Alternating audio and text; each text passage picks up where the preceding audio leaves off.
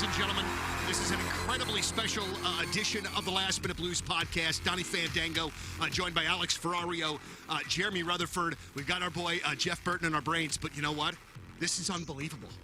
The week that the Blues celebrate 5 years since we win the Stanley Cup, we are joined on the Last Minute Blues podcast by number 57, David Perron. David, welcome. It's really great to have you here.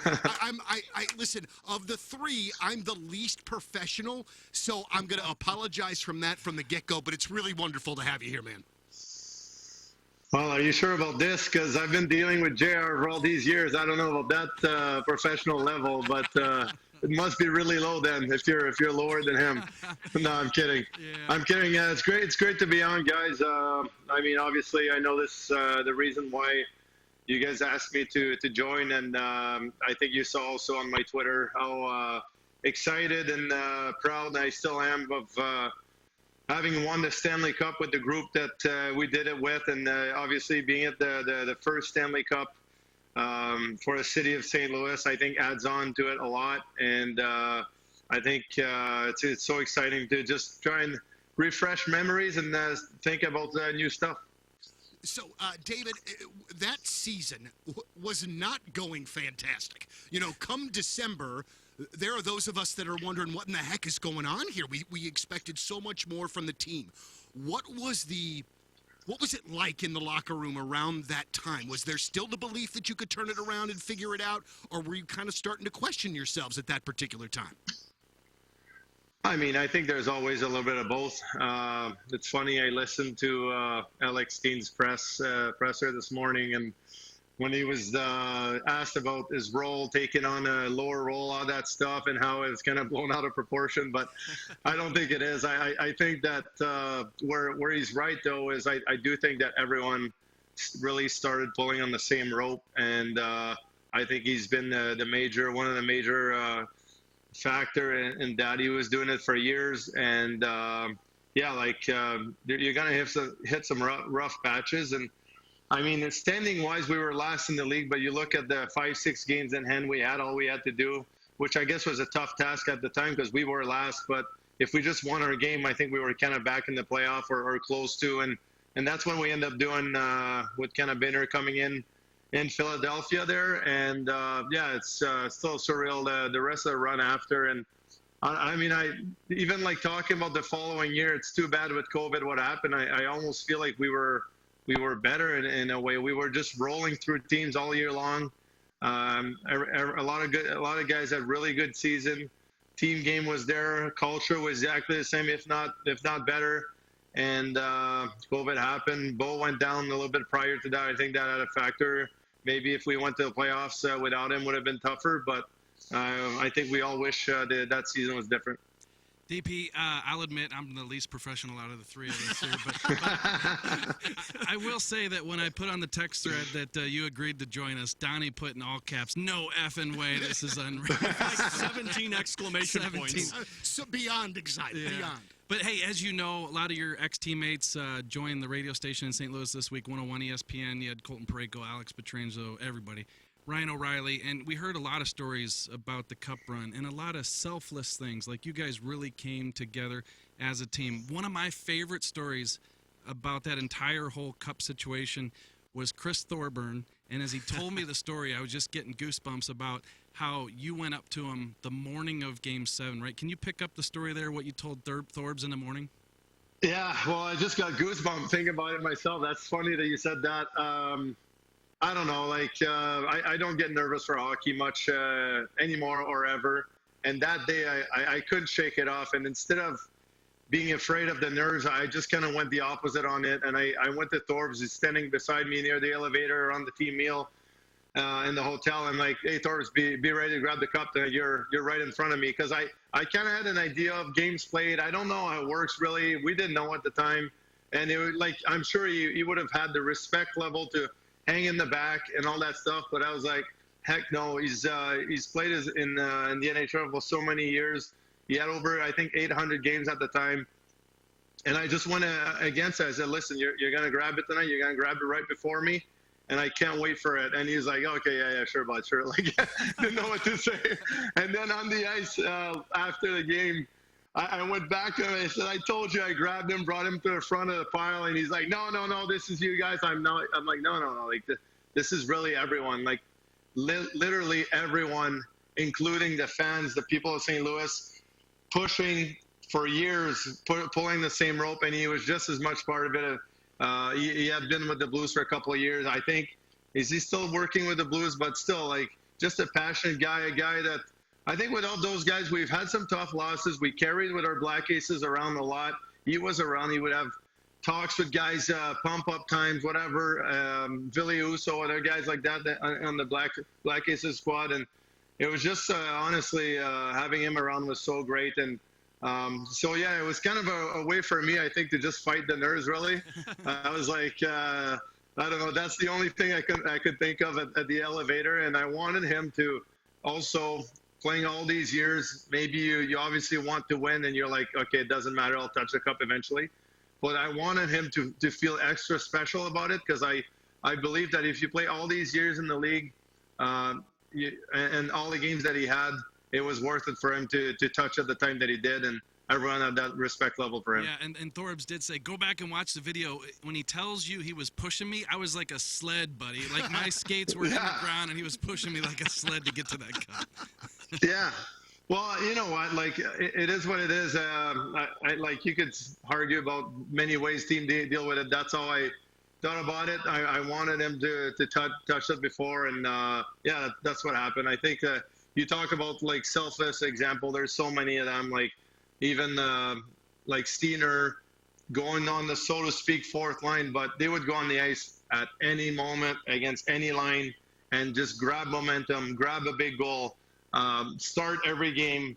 And this is a big thing. Like, the way they played, they would just bring that identity that we would have to play a certain way that night to have success, him, Sonny, and Barbie together. And you can tell why all these guys have had successful careers so far. So David, we lucked out this week to be able to talk to a ton of different guys and ask different players, you know, when the moment felt like that team figured it out. And I heard people say the Tampa Bay Lightning game. I heard people say the Florida Panthers game, all in that mix of that 11-game win streak. Was there a game that season for you that it felt like it clicked and it was, yeah, we're not losing another game? I don't remember a specific game other than that kind of similar time as when Benner got on.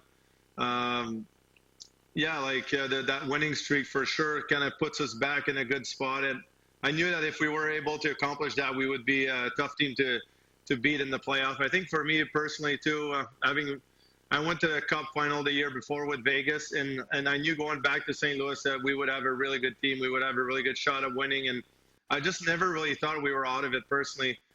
That's kind of how I approached it. I think for me also, when Chief took over, we had this conversation in December, and he really set me up for success after he helped me play with O'Reilly, and we had different line mates at time with Sanford or Blais or Fabs at times, maybe even Steiner, guys like that played. But having a chance to play with O'Reilly, who ends up winning the Conn Smythe, playing all the minutes that we had, I had Chief in my corner on that, and then I had to kind of show up for it too. Like, it's one thing to be given a role, but you have to produce, you have to do the right thing for the team, and that's really, I was trying to focus on providing my best performance every night and being a good team player and letting the chips fall where they would. Well, it seems Craig Berube seems to have this reputation as being a player's coach, while at the same time equally having a reputation as being a hard ass. And striking fear into every person that looks at him, including the media. Well, it's because if you guys realize when he gets his arms going a little bit, like shuffling back and forth, I'm telling you, it's a scary scene because you can imagine how quick that right hook could come if he wanted to give you one. And yeah, Chief and I have had some solid meetings. I would never say any of them were ever negative because I have the personality that I think I need those meetings to be hard, and I don't shy away from it, and I enjoy it, and I respond well from that. And he responded well from me the way I reacted. He knew that every time. He wouldn't overdo it if it was a hard meeting, and at the same time, the next morning, like Schenner, the famous Schenner story that he said on TV, that Chief would be in the sauna riding his bike, and you're just walking in the sauna, like, and he's on the bike at first, and you're like, oh, should I leave or should I not? And then he'd be like, what's going on, bud? Like, how are you? And like, usually it'd be a day or two after one of those harder meetings, and next thing you know, he's talking about your family, TV shows, etc., whatever, and you can just tell he takes care of everyone. He's been around hockey forever. There's a reason for it. He knows what it takes at all aspects, and I think we were lucky to have him as a coach that year. It was always that mixture of, like, Berube when he would joke after a practice and you'd be like, can I laugh? Is that okay? Because it was that intimidating factor. But I'll tell you, David, the one that for me, I remember because I was watching it doing pre and post that night, when he walked off the ice against the Winnipeg Jets and he was barking at the other side, I think everybody in that building was like, oh, geez, Berube is going to take somebody out tonight. Yeah, definitely. I had a conversation with two of my teammates here in Detroit, Ben Sherrod and Andrew Kopp. Those guys were in Winnipeg at the time, and I think we mentioned that with Chief walking across the ice. I don't know if he was yelling at Trouba or Buffalin, but just imagining Chief wanting to fight Buff would be a funny sight. And yeah, you know what? Like, even you see like some of the clips, his speech before Game 7. Yeah. It was spot on. Like, how do you not get fired up playing for a guy like that?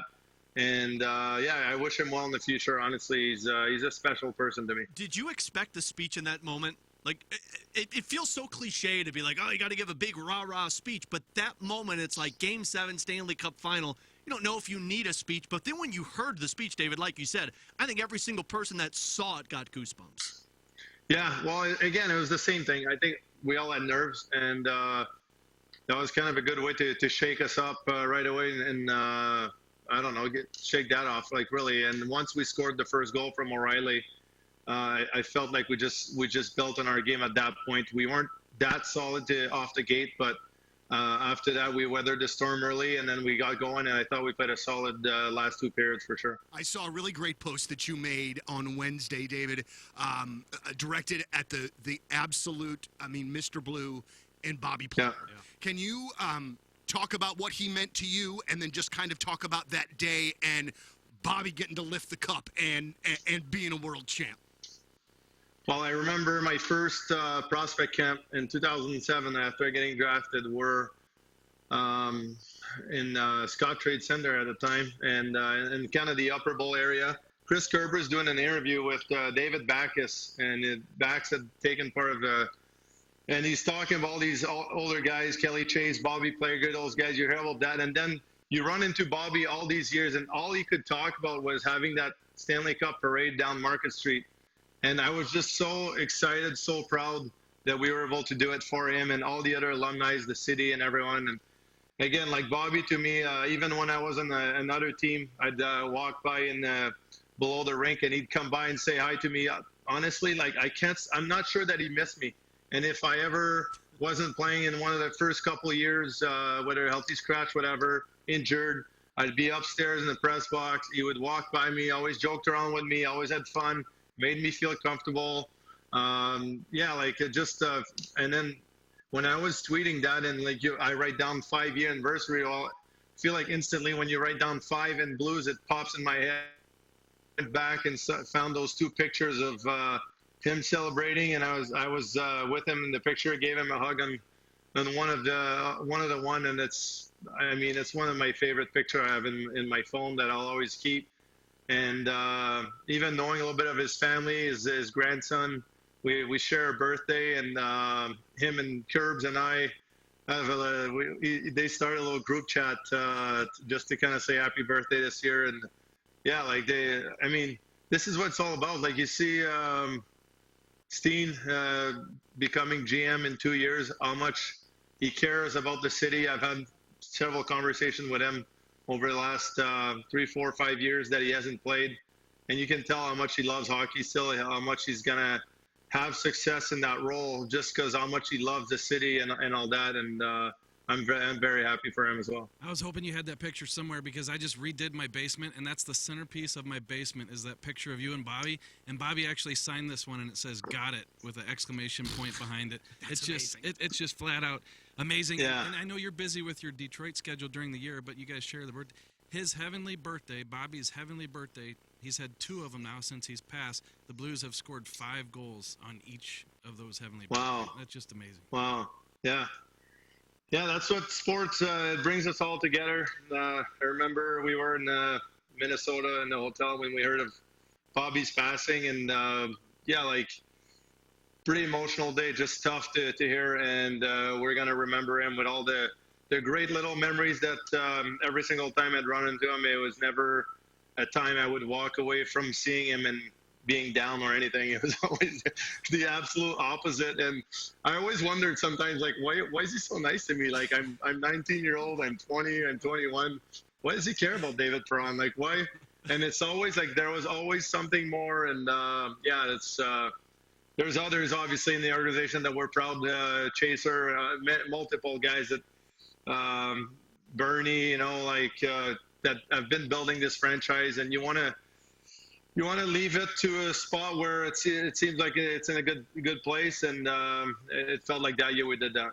I saw the video that popped up yesterday because everybody was sharing it, David, of Petro handing the cup to Bobby on the bench in Boston.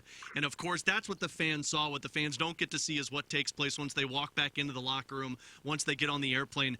What were those celebrations like for you, to where you kind of took away all of the noise from the outside and you just got to celebrate with that team? Yeah, well, the plane ride was amazing, obviously. Yeah, this is kind of where you just let go, and this was kind of my last little bit of voice for probably the next 3-4 weeks. No kidding. And like and I lost my shirt and my voice. Yeah, you did. And I've never been so proud of that, by the way. And it's funny because you hear stories of uncles or whatever, or hopefully not dads, that would ever dance on a chair like that with their shirt off at a bar. And sure enough, I had to be that guy. And I'm not sure I would have been proud at any point in my life if I did that, if it wasn't for the cup. And that was my crazy moment. I always said maybe I'll get a tattoo of the cup if I win. I don't have any tattoos. I'm probably not going to do it. And then I don't think I'll still do it, but at least I went shirtless in a bar somewhere for at least 20 minutes, and that was a good time. That's the tattoo, David. You need to get a tattoo of yourself on the bar without a shirt, chugging the beer. That's a badass move. That's only you could pull off. That's the tattoo. Well, and it's funny, in social media, the next day, like, some people were like, whatever, and I was like, listen, like, I won the cup. I don't care. I don't care at all. And you just reminded me, but I have to find a good picture of me on the bar, and in my men bar down in my basement and the house I'm building. I'm gonna have to put a picture somewhere of that. And like, you work so hard for your whole life, legit. Like, since I'm 3-4 years old, you start playing hockey. The moment you know about the Stanley Cup, you start playing for it in street hockey. Whatever it is, it's always about the cup. When you get to the NHL, you play one game, you play 10 games, you're at 100, and then you start thinking about the cup like crazy, and all you're doing, teams are explaining to you, be a team player, it's to win the Stanley Cup, eat well, train well, leave some money on the table, do this, do that. It's all about winning, and we were able to do it. It was so special, especially with the group of guys. I'm sure every winning team feel that way, but those were exactly the guys I wanted to win with. David, were you aware that when you signed the deal with Detroit, that there was quite the kickback from Blues fans against Doug Armstrong not making the money work to bring you back? And it was one of the very few times where I kind of remember where it seems like it's flipped, because a lot of times it's the player that gets blamed for the contract. Let's talk about the Stanley Cup. Well, that's great, but people were just upset when you left. So in us telling the folks that you were going to be on the podcast, I cannot tell you how many messages I got that were like, we got to get him back here to finish out his career. We got to see him again. I mean, you are just one of those guys. I think you're going to be a St. Louis Blue forever, David. Yeah, well, I do bleed blue, and it was definitely some of the harder days week in my career. I'm not gonna lie, it is what it is. Again, I'm not really trying at this moment to relive this. Yeah. You gotta look ahead, and like, I've had many conversations with different people over the last couple of years. I reached 1,000 game milestone, and without any of the thank you, and without any of the guys, management, Doug, Tom Stillman, I am not even close to being here. I'm not even close to anywhere having a chance to keep playing at my age. These guys, everybody would push me in the right areas, and like I don't know, like I'm gonna try and look forward. It is one of the harder times. I'm never gonna shy away from that. I'm not changing any of the story, anything I said. It's what I said, and that's what happened. But at the same time, it's a career. The decision was made. It is what it is. And I'm just so proud that I was able to play for the Blues all these years, win the Cup with them, and who knows what happens in the future, you know, like Steiner back, all that stuff. To hear him in the presser today and talk, his answers are so spotless. He's so poised, calm. He's going to do great. And, I'm looking forward to see what he does. He's another guy that bleeds blue like crazy, and it's impressive. David, if there was ever a player that you played with that I thought, yeah, he's going to be a general manager at some point, it was Alexander Steen. Steiner always felt like a GM in my mind when you talk with him. Yeah, well, it's funny because one of the first years he was in St. Louis, we're on the plane one time, I think on the plane, and he's playing on his laptop the soccer management game, whatever it was. So there you go, Blues fans. He's going to be able to do it. Well, he's been working at it for all the years, and I don't think it's what I learned the most from Steiner too is just like I told him that before, and he's got the background. He played his dad played in the NHL, and then he's been around locker room his whole life. It's almost like the opposite of my upbringing in a sense where I wasn't around locker rooms. I played 1 year of major junior. Then I end up in the NHL room with older guys that were legends to me, and I had a lot to learn. And Steiner kind of did it the opposite. But once I kind of got the idea of what these guys are working towards to, and I think he's one of the number one example for me that talk about team culture, team identity. When he's going to talk in the locker room to his players in 2 years, and whatever he's going to bring up, any single meeting, it's always going to be about the team culture. What do you do to add on to that? And just a quick story. I was thinking, I was doing my workout, and what's that? I think, yeah, well, I think it was when Mark Savard joined for the power play, or maybe Monty when he joined the power play. I think it was Mark Savard, and we were doing power play stuff, and it started like a little bit okay, a little bit rough, and we're in the meeting before Savvy walks in the meeting room, and we were kind of like talking, what can we do to get better? He's like, hey guys, how about we take care of the coach? How about we take care of him? We do exactly what he says. We do it. We go out there, execute it, and let's see where it goes. He's new to this. He's not used to it. Let's help him get settled in his role. And I don't know, it had to have been after a month or a month and a half, whatever it was.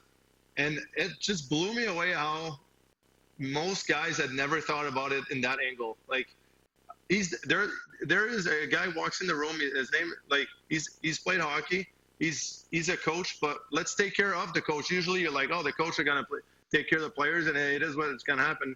Steiner always had a good, different perspective that would kind of gel everyone together. And I swear after that, we just took off and embraced the plan that he wanted to do. And Savvy had all these crazy breakouts, crazy face-off plays.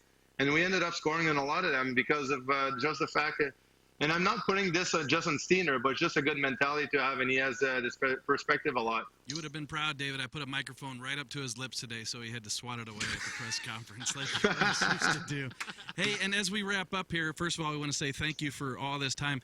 I remember when you left for Edmonton in that trade, I don't know if you remember this, I said, David, one day we're going to do a book. I didn't know you were going to come back 12 times and make the book better. I just want to hold just keep adding chapters. I just want to hold you to it because I'm poor and I need the book money. I know you made your money, but I need the book money. Yeah, we'll see. We'll see, JR. I do. It's funny that you did say that, and could not have made a book without winning a Stanley Cup. And I mean, I do have a pretty interesting story that I'm proud of, and it's evolved over the years. I think it's pretty special for me to have played in the NHL at the time where you're one of the youngest guys for 3-4 years. And then right now, it's probably been 2 or 3 years, I'm one of the older guys in the room. To kind of get the difference, new generation, being able to deal with different personalities. So it's great for sure. David, you've given us incredible stories, and I want to wrap up with one more story, if you don't mind, and take you back to that parade and being on the stage, because I think I heard the Brett Hall singing Gloria and then the We Went Blue speech probably 17 times, maybe more than that yesterday. What were you thinking standing on the stage when Brett Hall walked to that podium? Something crazy will happen here. There's probably anytime you put Holly around a couple beers and all that stuff, and it felt like we could do whatever we wanted in that day, in that regard. I think again, winning the cup for St. Louis is just like, I know Holly won in Dallas, but it's the same thing. It's for him too. He was viewed until we won probably as kind of the guy that kept the team. I don't know. You hear all these conversations over the years in the 90s, all that stuff. And I feel like until you win the cup, we were going to hear that story about Holly. And not that you don't want to hear about it. You're proud that a guy like that played for the organization, but you want to give new memories, new names, new players to talk about to fans. And I hope that our group that did it in 19 is that. And for years to come, man, we're always going to be the first team that brought a championship to the city. And I don't know, like watching highlights, and you see like the fans watching at Enterprise Center when we were in Boston. You see the fans in Busch Stadium watching. Like, how is this even possible? Like, honestly, like before Game 6, I remember we stayed at the hotel on home games. I think the last 2 rounds we stayed at home. We'd come in the morning, bus, and kind of do like a road routine, so it was easier. Less distraction. And on the bus to Game 6 at home, I honestly couldn't believe how many people were on the street already. And if we could have just done it at home, I don't know. Like that's a conversation. You asked me about the plane earlier. We talked about that on the plane. It was such a good time just being the group that won, instead of maybe, and obviously you don't pick and choose when you win. You win when you can. I'm not saying that's why we lost, but I can only imagine how many people would have been in the locker room, outside, would have been the party of a lifetime. But I think it was also special to just have the group for a little bit together before we could share it with more of the city, more of the people, and everyone that deserved it. But I think it was great in the locker room. I think the Bruins plan to redo the locker room, but I think we sped that process pretty good by leaving 2 inches of champagne on the floor everywhere. That's a way to do it. And there's, I mean, like I could go on and on like that. As we keep talking, I'm sure stories like that would come up, and I'm always going to be happy to share them with really Blues fans, anyone. It's surreal that we were able to win. I felt like it was poetic, though, the way that it was, because that city was waited so long for a cup, and then they had to wait a little bit more, and then at like 2 a.m., everyone is standing outside the airport without any shirts, and they're celebrating with that cup. I thought it was a perfect way.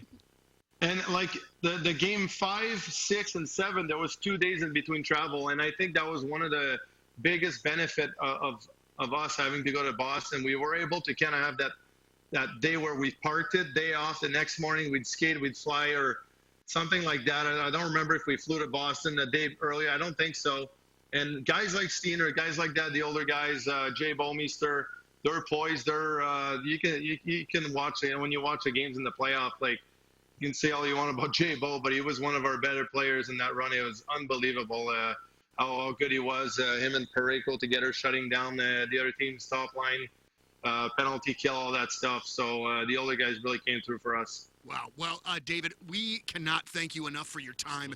This has really been amazing. And like I said before, we are, no matter where you are, whether that be Detroit, whether that be Quebec, you're a St. Louis and us, man. Yeah. I mean, we are, home is always here for you if you want to come on back. Just know that. Yeah, thank you. Yeah, I do enjoy it in Detroit, but if someone cut up my vein a little bit, he might be surprised at times what kind of color would come out. And I think it's a special city too, and maybe not a city Blues fans appreciate with all the division rival back in the day and the playoff series and all that stuff. But we'll see what happens in the future. It would be great to reunite in some way at some time. We'll see. David, you're the best, man. Thanks for hopping on with us and taking some time. We appreciate it. I'll see. Thanks, guys. Appreciate it. I'll see you at the 25-year Stanley Cup reunion. I'll be the fat bald guy. Just look for that guy. I love it. Love it. I'll be there. And I'll still be begging you for that book deal, David. And you know what's funny? Like, these anniversaries are only going to get more and more special. Like, at 10-year, most of the guys will have be done playing. And then 15, and then 20 will be big. 25 might be the biggest. Things like that. I can't wait for it, and I can't wait to see all the guys and all the fans. So thanks a lot. Absolutely. David, have a great offseason, man. We'll talk to you down the road. Perfect. Thanks, guys. Have a good one. Thank you, David, very much. All right. David Perron. Is this how we officially wrap it up? Like, do we wrap it up now? I think can't say any better, right? Yeah, I was going to say, I think David Perron pretty much wrapped it up there. So, how freaking great was that? Oh, my God. Yeah. Donnie is going to lose it. Dude, I had the friggin' worst day. That was the friggin' best 30 minutes that made this crappy day completely worth it. That was so awesome. But also, real quick, and I know we got to go, but it is so amazing to see the maturity of David Perron over the years. Watching him and talking to him right now, Yep. I mean, that is a freaking team freaking leader, man. JR remembers what you did a remote broadcast with him when I think he was drafted, because I think I was an intern for you at the time. Yeah, I think I've been through it all with David, back to the day one when he got drafted, and we walked in the locker room that day, and he said he was going to make the team, and we're like, really? Make team? I doubt it. Then the day, like I said, he left for Edmonton. I said, hey, we'll write a book one day. Then he came back, and he came back again, and to win the Stanley Cup, and throughout it all, he's been amazing.